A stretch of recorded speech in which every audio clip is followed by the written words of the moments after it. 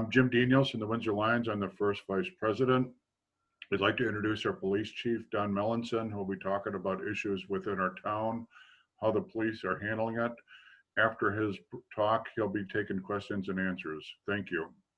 Thank you for having me. Hopefully everyone can hear me well. 2021 finds you in a much better place than 2020. 2020 was definitely a interesting year for all of us, and hopefully we're on the downside of the COVID pandemic, and hopefully the vaccinations continue to roll out well. My understanding from our health director, the vaccinations are going very well in town. They do a clinic once a week, in addition to all the other clinics that are being posted throughout the state. So a reminder, if you are eligible, and I understand that just today they opened it up to anyone 65 and older now. So I encourage you to get your vaccination. That's one way that we're going to be able to move forward from this. So 2020 was a very interesting year for law enforcement. We obviously started with the pandemic in March, where we started locking things down and having a pandemic response. We had to change our shift schedules to ensure that we were able to provide coverage, to make sure our officers, the pandemic didn't affect all of our officers at once. So we kind of set up a platoon type schedule so that we always had officers available to respond. And available to cover the town. And then in June, we all saw the tragic death of George Floyd, which brought about quite a bit of a discussion on law enforcement nationwide. And with that, the practices of some in law enforcement, some agencies across the country, a review of 21st century policing and what it means, topics such as procedural justice, and police legitimacy, and professional policing. So all topics that have been at the forefront of where we are. And then we had the police accountability bill, which went through our state legislature and was signed by our governor, in which has many good things in it, and many things that really recognize the need to have professional law enforcement and put things in place to help us. So one of the things I wanted to talk about is, how things are affecting us in Windsor, and those things, and, mainly the pandemic, what we've seen for, how it's affecting us crime wise, things along those lines. So when the pandemic first started in March, April, May, we saw, obviously, if you recall, it was almost a ghost town. You would go out, most businesses had shut down. Yes. Traffic was very, very light, so very little traffic. And then, as we started going through the summer months and Check my audio devices are canceled. The COVID began decreasing, the rates anyways. We started seeing people coming out, and along with that, we saw quite a bit of an increase in several different types of crimes, mostly car break-ins, which did quiet down in the early part of the year, but we saw it pick up from where it was over the last few years, to where groups of teens and young adults were going out into neighborhoods and going through and entering numerous cars. So the way, if you're not aware of how it works, is you'll have a car, usually it's a stolen car that they've stolen from one neighborhood or another. It's not working. They would go through and have 3 or 4 different other kids or young adults with them go into a neighborhood. The driver would stay in the car, and the other ones would disperse from the car, go into the neighborhood, and then go basically driveway to driveway to driveway. And they would enter anywhere from 20 to 30 to 40 cars in a matter of 10 to 15 minutes. And they weren't breaking any windows. They were basically just looking for unlocked doors. Many times they would find a car, they would find a key fob in the car or the keys in the car, which means they would just take that car as well. So we saw a huge increase in stolen vehicles along that. The tough part is that it's not just something that's happening here in Windsor, it's happening throughout the whole state and actually the region across the country. So this is this is a new type of crime that it's very hard to stop and to catch in the act and actually make apprehensions. So as an example, on one given night in Windsor, we had 6 different vehicles on our midnight shift take off from our officers from different neighborhoods. So these were stolen cars that had either kids, 17, 18, 16, all the way up to 22, 23, 24. Several kids in the car. Our officers would find them in cars. They would basically all jump in the car, take off, and we're not allowed to pursue. Obviously, it's a property crime only, and the risk to the public of trying to chase and apprehend them is much greater than the need to apprehend them because of that. So we definitely don't want to see it. We've seen it happen in Hartford and in other states. It happened recently in New Haven, I believe last year, where someone taking off from a police officer struck an innocent vehicle on the road and killed the occupants in a car that had nothing to do with the crime or anything along those lines. So it's definitely one of those things.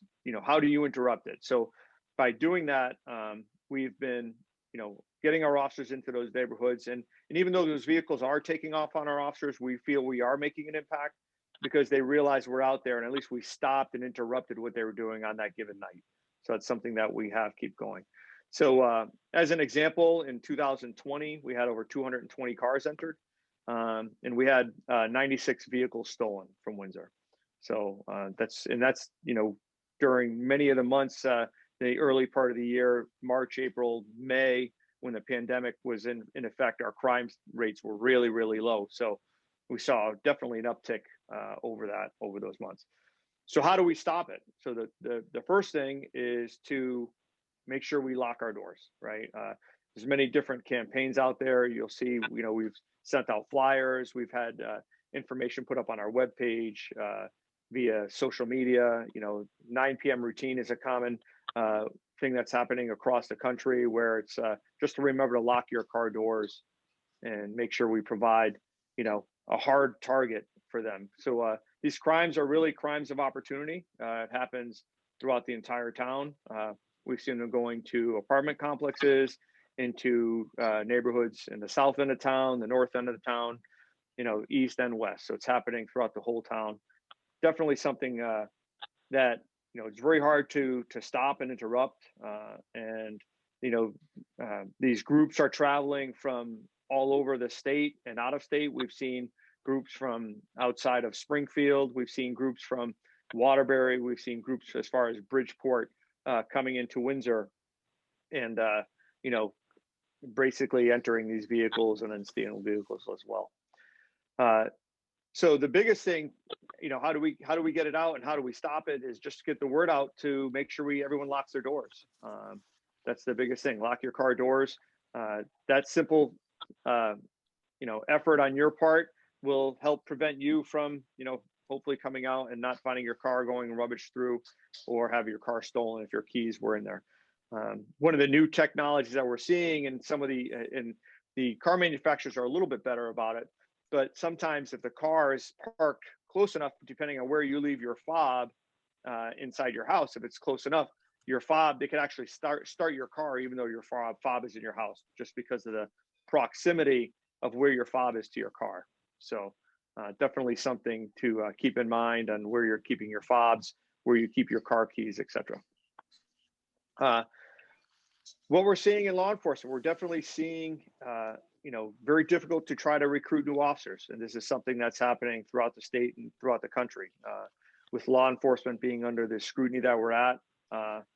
It's definitely not a career right now where many people want to interest. So it's definitely a calling. And what we're finding is, a different generation of youth growing up that have a tremendous amount of opportunity for them. And coming into a world in law enforcement where you probably your first 4 or 5 years after you get out of the police academy, you're going to be probably on the midnight shift, with, working on weekends, things along those lines. So how do we encourage? And I see Kevin, my fellow coworker, he's laughing because he knows exactly what it's about. And he just recently retired from West Hartford. Kevin, congratulations. I know we talked before. but it's something that's happening throughout the country, and every police department is facing this. And so trying to find ways of being innovative, recruiting officers, and knock on wood, we've been fortunate. We've been able to get quite a few officers in Windsor, but we've also in the process of having a lot of officers retire. They've reached retirement age and have putting their years in, and they're leaving. So we're backfilling on those spots. So it's definitely a constant process. And if you know anyone that's interested in becoming law enforcement, we are actively recruiting right now and have some openings available. Hopefully some academy spots opening up in April and June to get some new officers in there for that, to continue our excellence in policing here in Windsor. With that, I'm going to throw it out for questions, because I think that's the best thing, is to identify what areas you find and how we can help you with police departments and the police department, and what are your issues and how can we best help you. So I'm going to open up the floor to questions and provide any answers. It could be on any topic related to law enforcement or anything that I might be able to help you with in any other way. So. Hey, Kevin, it's Don, it's Josh. I have a question for you. Sure, Josh. What is the law about people having, what's the question about, what's the policy about people that leave cars that are like Florida residents and they leave their cars here more than 6 months? Aren't they supposed to register them in Connecticut, even if you're from another state? So yeah, so I believe the state law, and really we don't get involved in that. It's a tax office type issue. But we do verify VIN numbers for people that are moving for if they have to register their plate out of state. Many times they have to have a law enforcement officer sign a registration form, and we'll verify the VIN on that form and sign that form. But from my understanding, it is 6 months and a day, depending on where it is. There are different states that do it in different ways, and they actually will proportion out that and break down. If you're here for 3 or 4 months, they'll charge you for 4 months worth of taxes. And that's really a compact between the different states and how the tax policy affects different states. See, Cindy, you have a question. Yes, Officer Melanson, when you have a full complement of police officers, how many would that be here in town? So we have 52 sworn police officers. So that includes myself and my captain. And then we have 3 lieutenants, and then 7 sergeants. And then the remainder, we have 5 detectives, and there's about 30, that leaves about 38 police officers. And some of those, that includes our school resource officer, our community relations officer, things along those lines. And then, patrol is obviously the main stalwart of a police department. It's the most important function of any police department. That's where the rubber meets the road, and the ones that are responding to calls day in and day out. Thank you very much. I have another concern as well, but I will hold my second question if other people have one. Sure. Other people have questions? Let's see, Randy, go ahead. Chief, I know you've been in the new police department building now for a while. Lions. How is that working out for you and the officers? Ooh. So the building is working out very well. I think that the biggest improvement is we actually have a training facility now, and we've made great use of that. We've been able to bring in outside trainers. Just recently, we had a rape crisis class that helped officers understand and investigate sexual assault type of crimes. We had officers from throughout the state there. Wow. And so we've also had, many school safety classes there, investigative type classes. And the benefit of hosting them in town is usually when you bring out an outside instructor along those lines, is we offer our facility for free. So we become a focal point, but we also get free training slots for our officers to attend that class also. So it's kind of a benefit for us that, one, it's practical and nearby for our officers. We can identify training that our officers need, and then we also get some free training from that by hosting the class and allowing them to use our facility. Thank you. Dave, yes. And I'll go back. Back to Cindy. Okay. No, I got Dave here. I think Dave had his hand up. Sorry. Okay. You can go. Thank you for your service. I guess a question for you about beyond not speeding and the obvious, what are ways that we can show our appreciation for what you guys do in law enforcement? So I think the biggest thing to show appreciation for law enforcement is anytime you see an officer, just thank them, right? I think that's it goes a long way. That we always say I used to be a fireman, and the fire everyone loves firemen, right? And because they're always helping people. Many times when police have to deal with someone, it's not always on the best terms. That's why we've had questions. Hey, why do we go to medical calls? Why do we go to lockouts and lift assists and things along those lines? Because those are always positive interactions for us. It's always a positive thing. When we go to a neighbor dispute, if we go to a domestic violence call or a shoplifting call, it's usually people in turmoil that we're dealing with, and it's usually so usually they're not always happy with the results at the end, even though we try to be as professional and polite as we can. So just especially in today's day and age, I think law enforcement feels under attack. I'm going to be honest with you that officers do not feel being supported, and we know that the majority of people do support us. But I think anytime you see an officer make a mistake or make an error, and it could be thousands of miles away from here, the media coverage is just nonstop, and it almost paints with a very broad brush. And so I'll be the first to admit, I think Kevin could say, we've all seen bad police officers. I think no one can justify what happened in the George Floyd case in Minneapolis, but it's very, very difficult when you hear and you see people protesting, and we basically go out and protect the protesters. So really just letting the officers know that you appreciate them, just saying thank you. I think that goes a long way. We do know that happens in Windsor. We feel very blessed to have such a supportive community.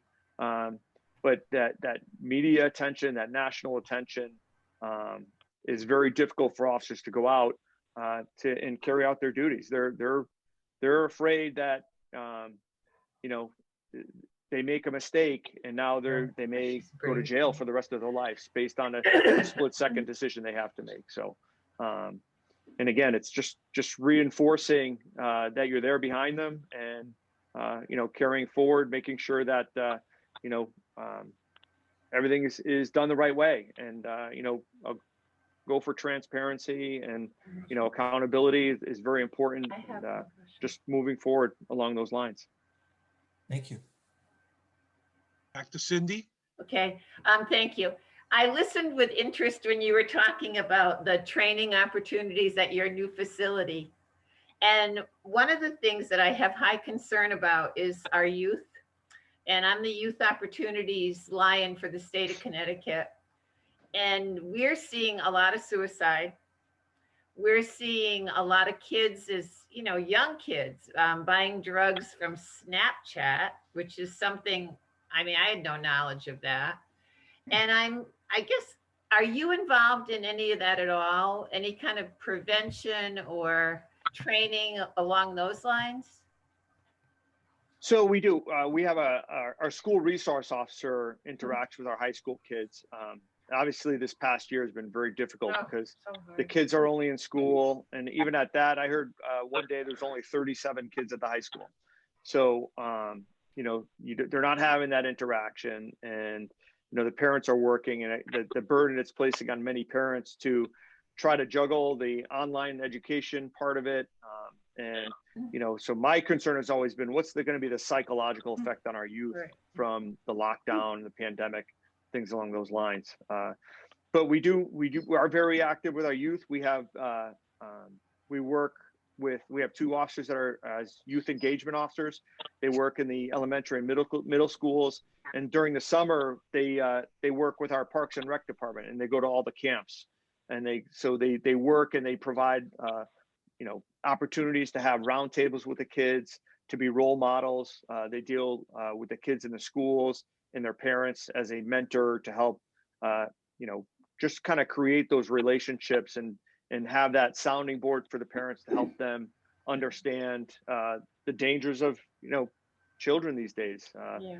Again, it's very, very important. The psychological aspect, I think we're seeing, suicides across the board on the increase this past year.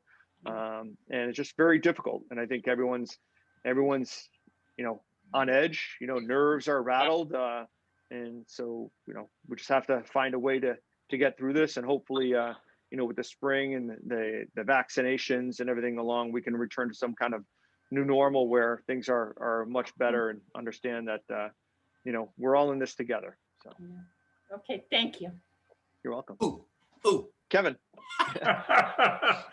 Figured Kevin would ask. Now be How are you careful, doing, Kevin. Donald? Good? Good, I'm doing well. You? Good, good. We'll catch up later. Hey, listen, how are your officers handling and dealing now? And we've been in the pandemic for a while, and I was still back in West Hartford when it first kicked. And I know there's a lot of focus on frontline workers that is, rightfully placed on doctors and nurses. But what a lot of the public doesn't know is that it's really a lot of times law enforcement and fire that first come into contact. And when this whole pandemic first kicked, we were just kind of caught. This is really good. Law enforcement was caught off guard because we're just out with folks on a routine day-to-day basis. Since some time has passed, how have your officers been dealing with all of that as far as being able to cover with PPEs? And they're coming and going. And we had a lot of folks that had to get quarantined, and we'd have to find a lot of coverage, which made patrols difficult, which made a lot of normal day-to-day operations difficult. How are you guys dealing with it? So one, because we are essential and we followed the CDC guidelines, is that if you were sick, we told you to stay home. If you weren't sick, we weren't quarantining anyone just for an exposure.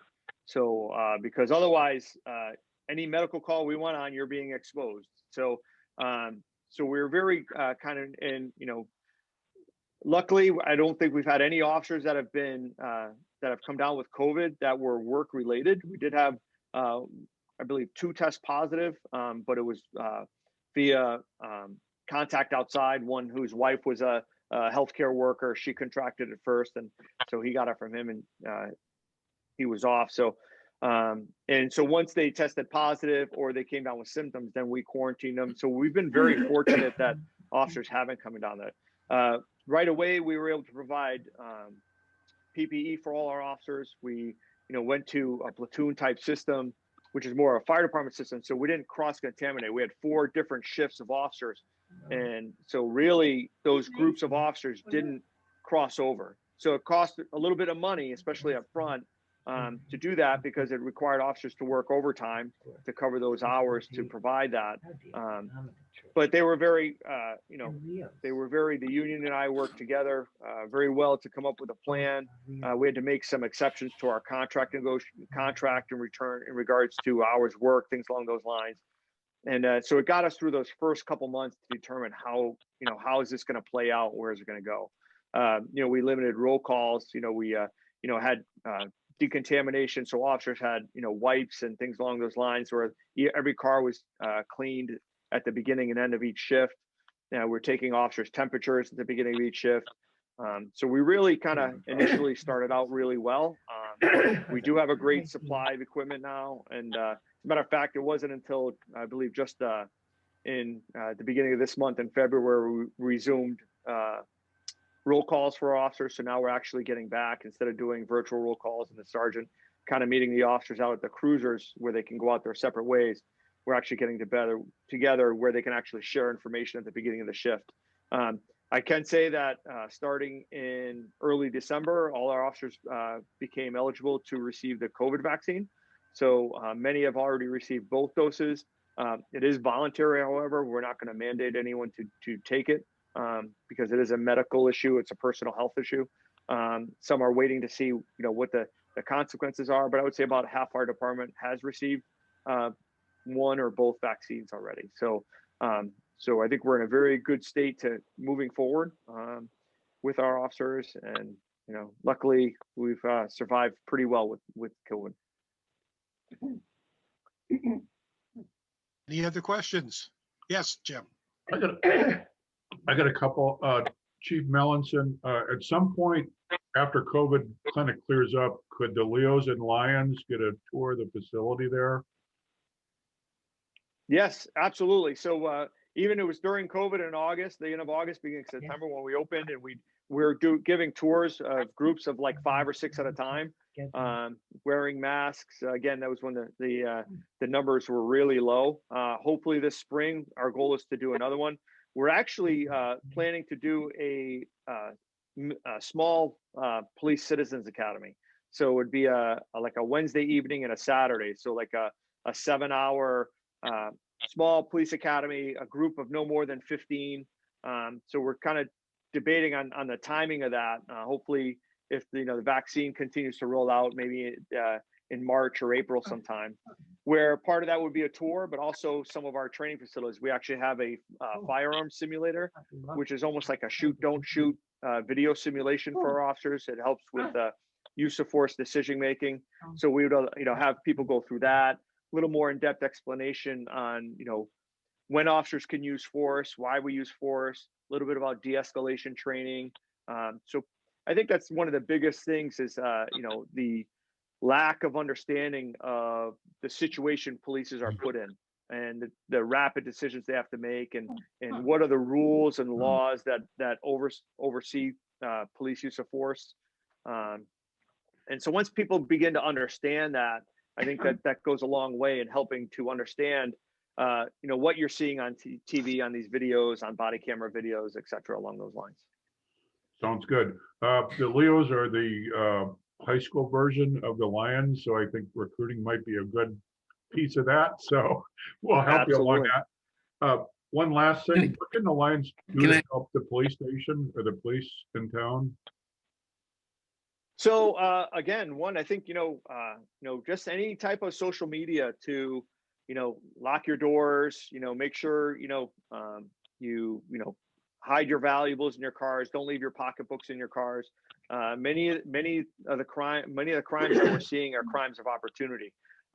You'd be amazed at how many people leave their keys in their car at the gas pumps, or leave their car running while they run into to grab, pay for a bill or grab a soda or a cup of coffee, and they come out and the car is gone. So, or run into it, especially now with takeout restaurants, they'll park in front, just to run in and grab their food. They come out and, 2 minutes later, and then, someone already came in and grabbed their car. So I think that's the biggest thing. One, I have to say the town has been phenomenal about providing funding for equipment.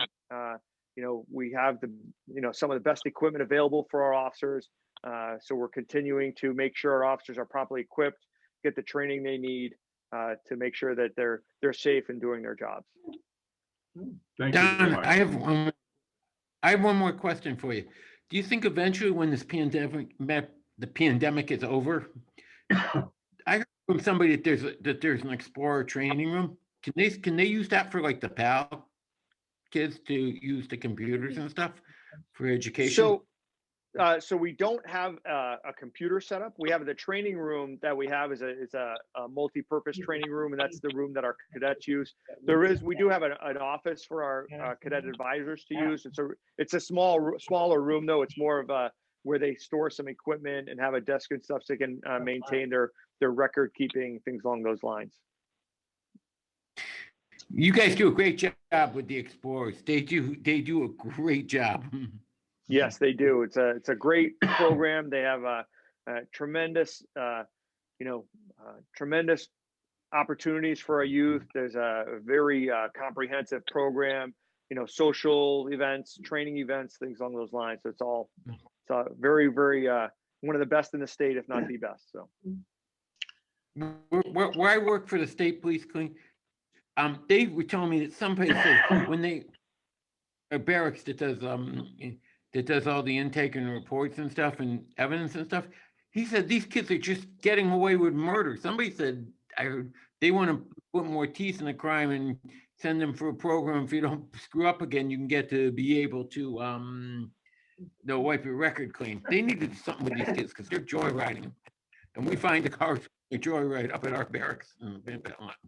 Yeah. And we do find a lot of cars, on the side of the road that they end up leaving behind as they steal different cars. And, it's definitely something that, the chiefs of police and most communities are working with our legislators. Jane's been very, very receptive, who's worked with us. On finding the best solution to make sure that we can provide for safe communities. Do we have an impound lot now, Chief? Or were they able to put an impound lot in the new building because of sharing it with the parks Yeah, no, department? we do have an impound lot. We had one at the old police department, and we do have a new one at the new police station now also. Debbie, I saw you raised your hand. Yeah, I just want to say thank you from the bottom of my heart. My kids are now 14 and 15 and a half, and they grew up interacting with the Windsor Police through the summer camp programs, the school programs. I just gotta say that you guys have been great, especially the block parties where you guys serve the food to the kids. The interaction was just amazing, and I was always amazed at that relationship that you had. I talked to my brother, who's a town manager up in Northborough, Mass, and he was just amazed at the programs I was telling him that you guys are involved with, in interacting with these kids at a young age, and then staying in touch with them through those years. And my kids have always had a great feeling and relationship with the police station, and we're never afraid of the officers. And I just think that's great, and I applaud you for that. And I hope that when this COVID is done, we can get back to doing that with the kids, because I really think it makes a difference. No, absolutely. I agree. COVID for 2020 really put a damper. We do hold the 3 community block parties. We started National Night Out. So we actually had 4 really big events throughout the summer where we provided those types of things. We're starting Coffee with a Cop, in the mornings to, kind of meet, with our residents and had some officers just to kind of, again, create that dialogue and those conversations so that, we can better address the needs of our community to make sure our officers are available and understand that we're in this together. Law enforcement only works if the public supports us, and so that's, it's above all is so that they understand what we're doing, that we understand the needs of the community, and so that the community also understands what we're doing and how we can adjust and work together. Thank you. Well, thank you very much, Don. As your very good information you provided. For those people who have not done the tour of the new building, and if there's opportunities to do that, I would encourage you to do it. I went on the one that you did have. It's a very impressive facility.